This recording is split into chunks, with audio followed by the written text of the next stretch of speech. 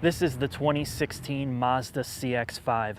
The oddest thing about this vehicle is I've had more requests to see this than me in a tankini. Go figure.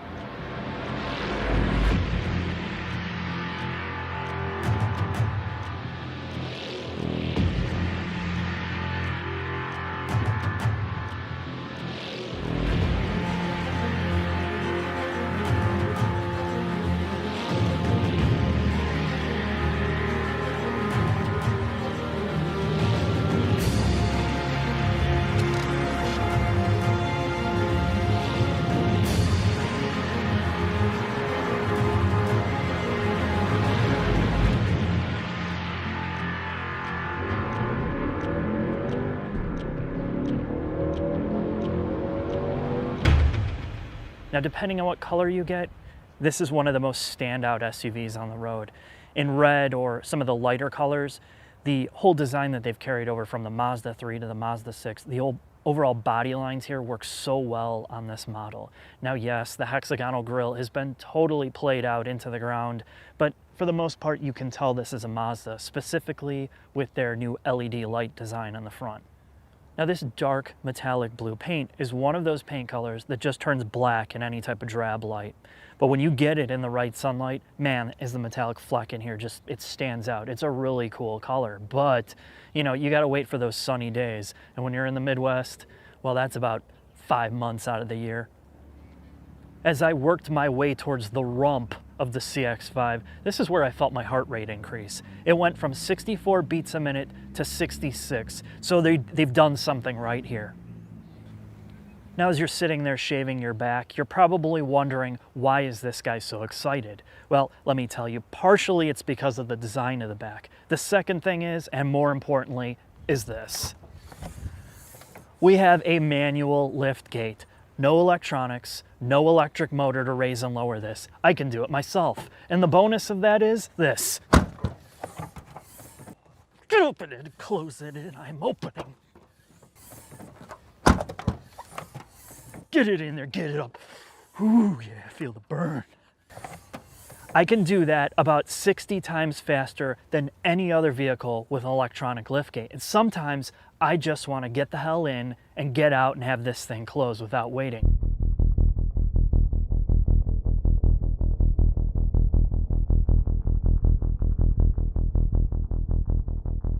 I can fit donkeys, I can fit Christmas presents for internet trolls, I can put a full pancake breakfast in here with sausage, biscuits, gravy, a berry explosion waffle, you name it, it will fit in here. And these seats fold down in 3 different ways. You can fold the left side down, you can fold the middle down, you can fold the right side down. The point is, this is a legitimate SUV, crossover, whatever you want to call it, plenty of room to do whatever the hell you need to do, and I can close this fast. End of story. I only go for fucking king crab legs.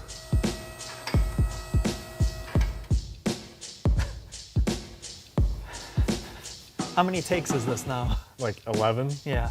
We're under the CX-5, the Mazda. What do you think about that? You could have fooled me what it was underneath the car. Looks like every other small ute. It does. Well, actually, no, it looks like a Mazda, but... Why does it look like a Mazda? Because every manufacturer's got their own way of doing things, and it says Mazda right there on the shock. Oh, that was the dead giveaway? Mm-hmm. What you're looking at is Scott's right, it's becoming very typical in vehicles in this price range. You have stamped steel everything, there's no use of aluminum, strut-based front suspension, aero panels in the front, which of course this is nice because they allow you have access to get to your drain plug and your filter. And it even looks like they have an access panel for your drain cock. It's always nice to have easy access to that. Yeah, you need access to that. I can see why you're excited. This one actually looks like an ice cream cone holder. Check that one out. It's concave. Oh yeah, you could fit a waffle bowl. It's conical. A conical waffle bowl holder? Yeah. Now we'll have to talk to Mazda about that. In the middle of the car, we have a 2-piece drive shaft. Some aero panels. We don't have blue exhaust hangers, Scott, like on the other. I would swap them out. Yeah, I would too. So in the back, we're going to get a little bit more serious. We've blown over everything. Now we get here and we have a multi-link rear suspension. You can see there is a ton of suspension travel for these dampers. We don't see any strangeness with some absurd 45-degree angle. No, they just have an absurd angle of the upper control arm. Well, yeah. Another boomerang. Another boomerang, but this is not, you can tell they didn't have to make this a shrunken down suspension like a lot of vehicles we've seen lately. There's plenty of space to work with. And I think that probably relates to some of its better handling characteristics than the other SUVs I've been in. Mazda, obviously, if they do one thing really well, it's setting up suspensions. And I'm not sure why they're better with, you know, they're a smaller company, but they definitely have done it right here. Now, the other thing is, I caught this out of the CX-3 video, and I wanted to save it for this. There's one reason.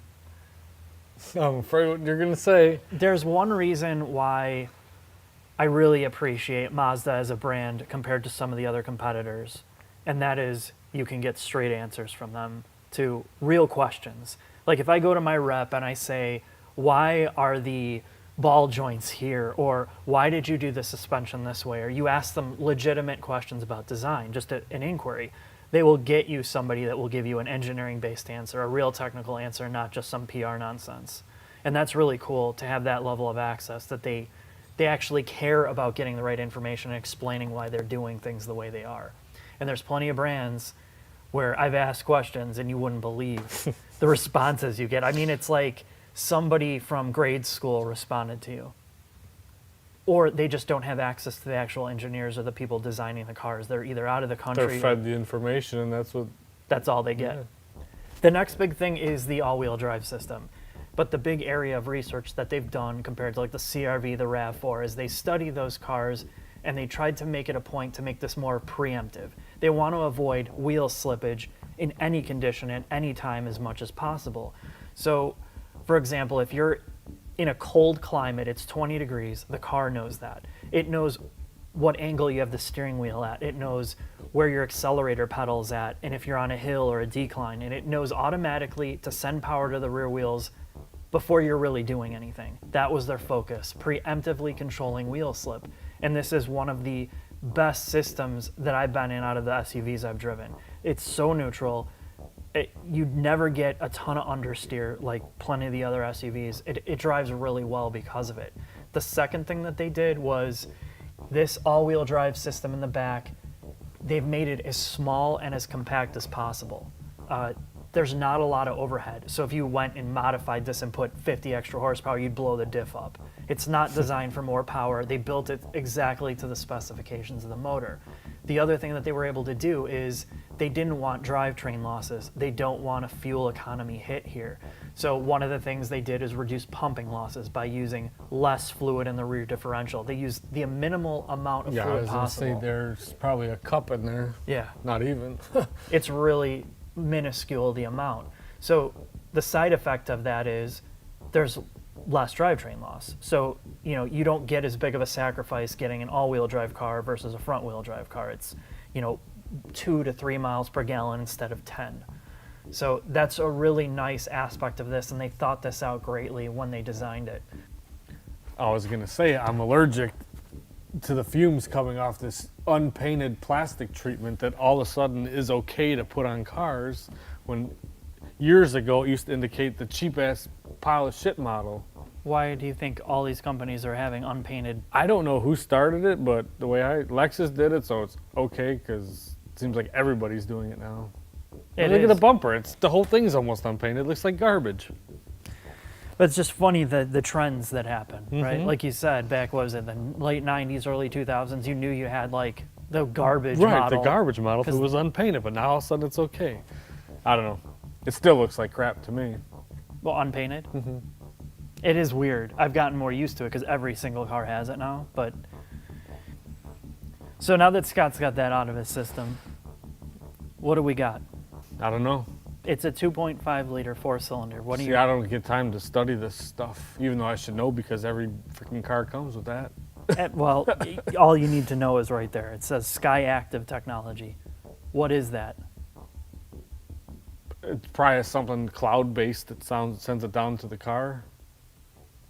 No, Scott, that's not what Skyactiv means.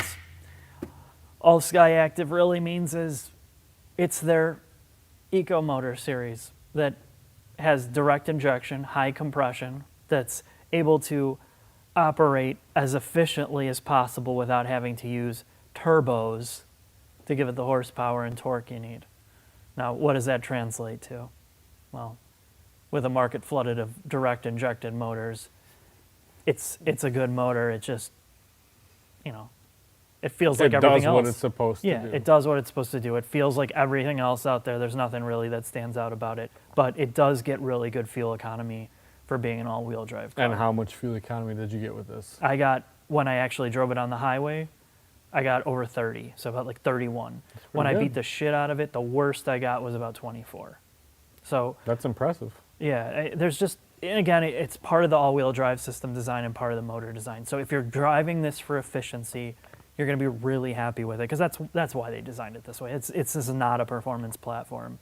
So, well, anybody who buys something of this nature and thinks it's a performance vehicle is in the wrong market. Well, yeah, exactly. No, I agree with you. Not to offend any of the other small utes out there who have made sport models, but I mean, come on. Yeah, exactly.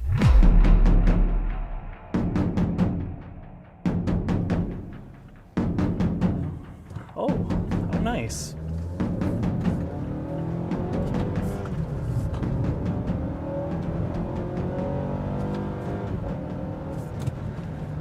The Mazda CX-5. I've been waiting to drive this for over a year.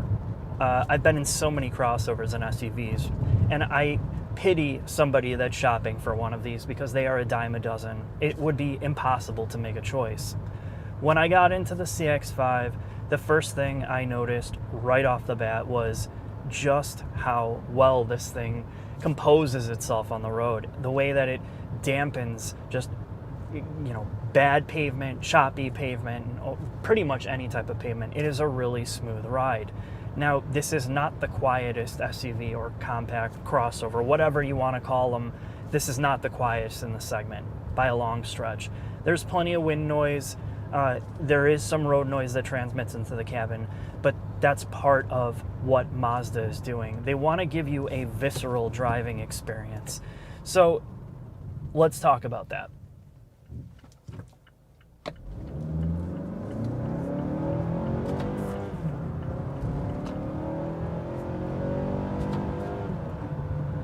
I use that word visceral a lot. Okay, what does that mean driving a car like this? Well, first and foremost is you actually hear the engine. It's not completely muted or muffled or isolated. You kind of hear what the car's doing. The second thing is the transmission. It's not completely tuned out. You can feel gear shifts. And if you're somebody who likes to drive and you've come from more of a driver's car, you're going to really love the way that this automatic transmission's programmed. And I've said this about other Mazdas.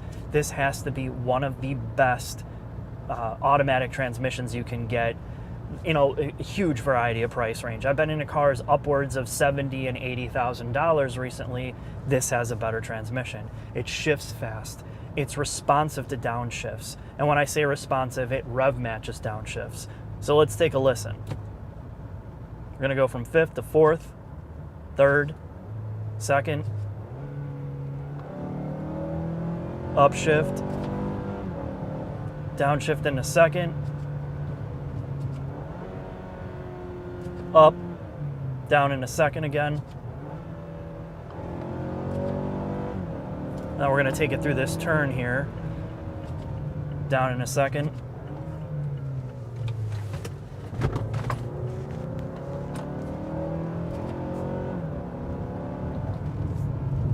Next thing is, and this is a big thing, there's plenty of SUVs I've been in lately, or just cars, that can't seem to find that balance between sport and refinement.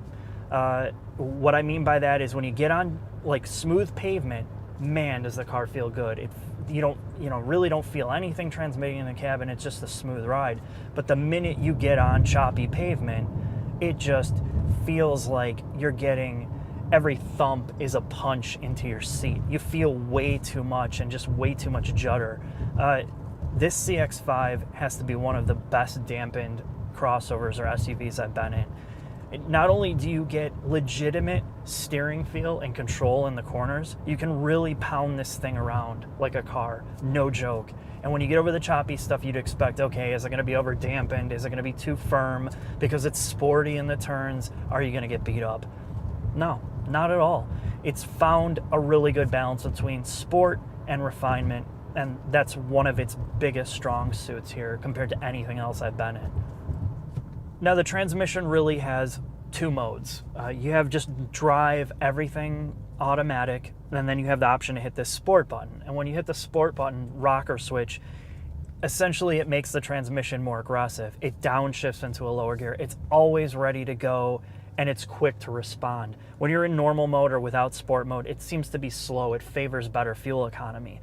So we're gonna go into manual mode, traction control off, sport mode on, and see how it does through some of the turns. We're gonna start out and let's just start out in first.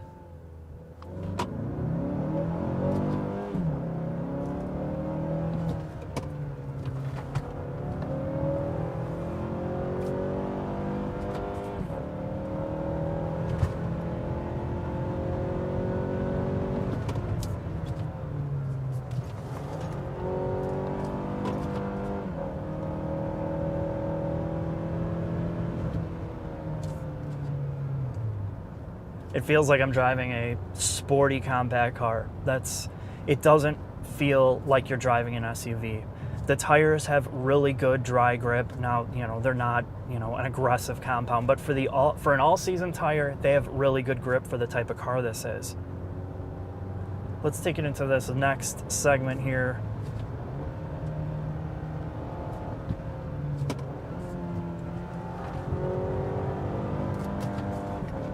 Holds revs, transmission won't auto upshift or downshift for you.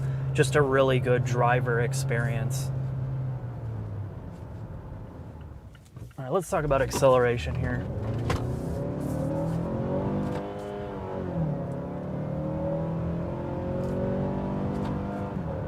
So this is the same 2.5 liter that is, it's a global motor. You see it in the Mazda 3, the Mazda 6, and in the colder weather that I've been in, it feels really peppy.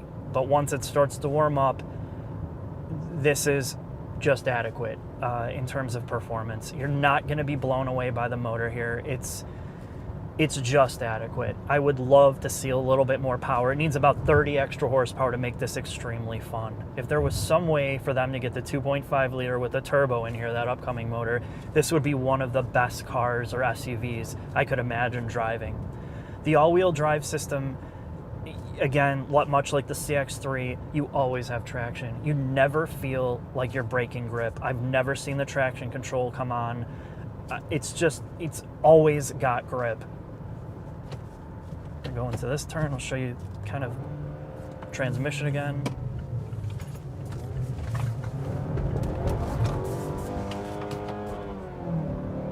I kind of wish there's paddles when you're really driving like an animal.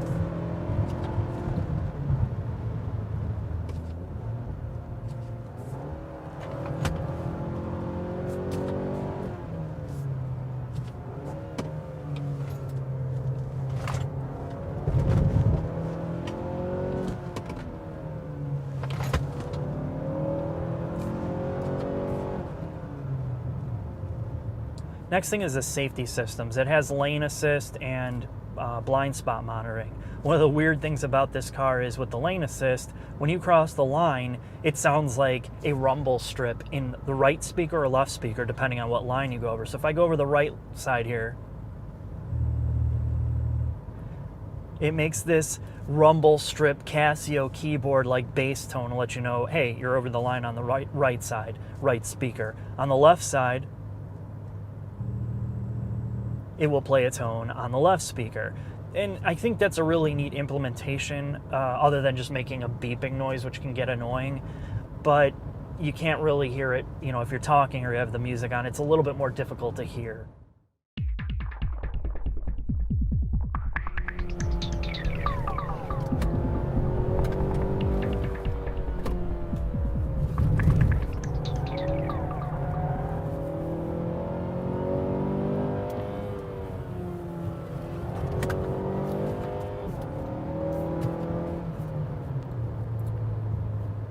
this is the best SUV crossover I've driven in any affordable price range in terms of driving dynamics. No lie, it feels like a car. Well, and not only a car, but a well-tuned car. You don't have body roll. The typical things that you would expect, and you make excuses for cars like this in this price range or platform, you would expect the body roll, just the sloppiness. None of that's here.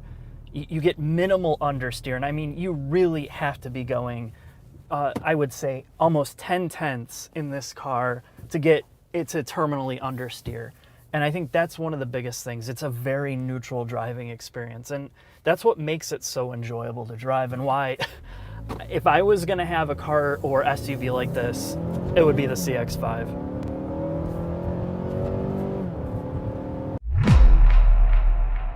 Well, there's only one way to describe this car, and that is it feels like it was designed by somebody and for somebody that enjoys driving and doesn't want a lot of complications, knickknacks, and distractions.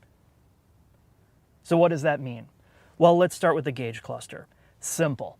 You have an analog tach and speedometer and a multi-function display that kind of tells you your fuel economy, some other readouts like if the door's open, but this is not a screen where you have to sit there and go through a ton of menus to configure everything. All that is done in one spot, and that's on the infotainment display. Your buttons are logically laid out. They don't move them all over the car where you have to go hunting for them. All your safety, traction, lane departure, blind spot monitoring is all in one spot. Easy. Second thing to notice is your steering wheel controls. You have indentations for your thumbs where you would naturally rest them. This is what you'd find more on a sportier car. They've done a good job on the steering wheel along with the controls. You can't accidentally bump any of these no matter what your hand position is. It's one of my favorite steering wheels. Yeah, it's a little bit cluttered until you get used to it, but you know, again, this is modern cars, any modern car, you're stuck with just an array of buttons for certain things. HVAC controls, really good. One of my favorite layouts. You have two large rotary knobs here. There's no touch sensitive buttons. You just easily turn these to raise and lower the temperature, and all the buttons are, you know, laid out in a logical position. Next is the center console. First thing I noticed, your knee area is padded. This is something that Mazda seems to be getting right on all their cars, something that most manufacturers can't seem to figure out. The second thing is this center console area for storage. It will fit any phone. It is a chasm. It's really nice. Very little to complain about.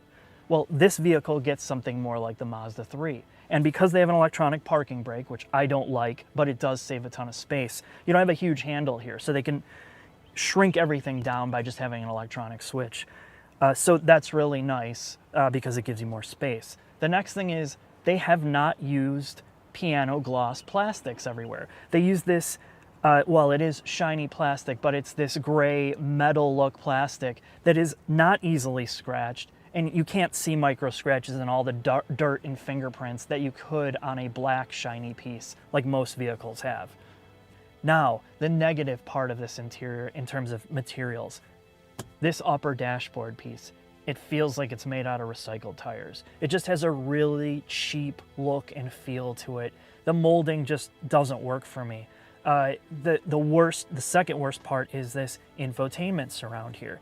It looks like they took an actual piece of leather that had stitching in it and just put a piece of plaster over it and made a plastic mold out of it. So you have this fake stitching in here and this fake like seam that came from leather, but it's not, and it looks really cheap. Cheapens the whole thing.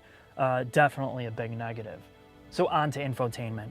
This is the standardized Mazda interface that you're gonna find in all their cars now with a touchscreen. And I've said this about all the Mazda cars. Because they use multi-processors, more memory, it's a quick, speedy experience. You're never gonna have any lag here. Now, some people are gonna complain about, you know, Bluetooth pairing problems and overall issues with USB, but I really have not had too many problems with overall freeze-ups, reboots, anything with the newer firmware.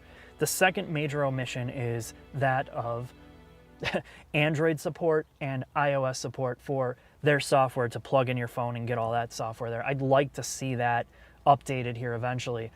You know, it wouldn't be that hard to do, but I don't see any push to do that, so we'll just have to see what happens there. One of the things that makes the CX-5 interior so successful, well, they've taken what works in their cars and put it in this SUV. It's reminiscent of the Mazda 3, the Mazda 6, and of course, the Miata. You feel like you're in a driver's car here, but you have the practicality of an SUV. And it's not just the look, it's the driving experience, it's everything here. They know what most people are going to use every day, and they've stripped out the things that probably aren't necessary. So if you're somebody that needs to have a car fully loaded with every gadget, like power passenger seat, cooled seats, electronic rear liftgate, and all the other stuff that you get on more expensive cars, well, you're going to have to go there. But if you're somebody that really enjoys driving a vehicle and want the practicality of an SUV, the CX-5 is it.